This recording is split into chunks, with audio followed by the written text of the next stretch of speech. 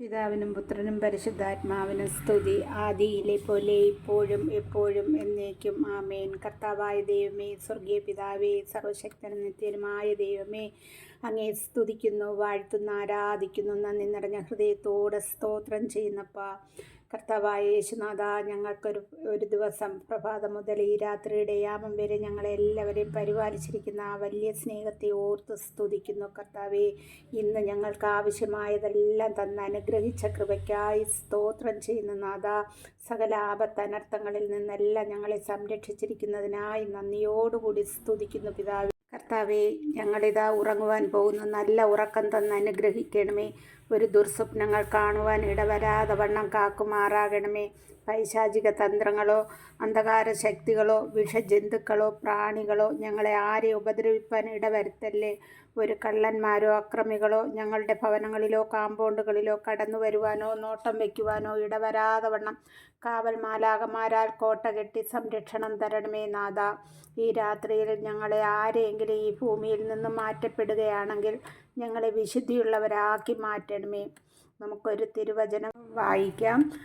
5 minute നേരം നമുക്ക് ആ വായിക്കുന്ന വചനം ധ്യാനിക്കാം. നാളെ നല്ലൊരു ദിവസത്തിനായി പ്രാർത്ഥിക്കാം. കർത്താവ് അതിനായി നമ്മെ അനുഗ്രഹിക്കട്ടെ എന്ന പ്രാർത്ഥനയോടെ തിരുവചനം വായിക്കാം. സങ്കീർത്തനങ്ങളുടെ പുസ്തകത്തിൽ നിന്ന് 116-ാം അധ്യായം. ഞാൻ കർത്താവിനെ സ്നേഹിക്കുന്നു. എൻ്റെ പ്രാർത്ഥനയുടെ സ്വരം അവിടുന്ന് ശ്രവിച്ചു. അവിടുന്ന് എനിക്ക് ചെവി ചായ്ച്ചു തന്നു.